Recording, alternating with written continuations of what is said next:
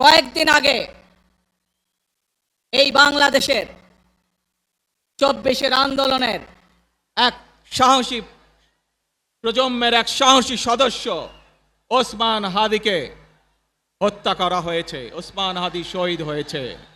প্রিয় ভাই বোনেরা, ওসমান হাদি চেয়েছিল এই দেশের মানুষের জন্য গণতন্ত্র প্রতিষ্ঠিত হোক, এই দেশের মানুষের গণতান্ত্রিক অধিকার প্রতিষ্ঠিত হোক, এই দেশের মানুষ তাদের গণতান্ত্রিক এবং অর্থনৈতিক অধিকার ফিরে পাক।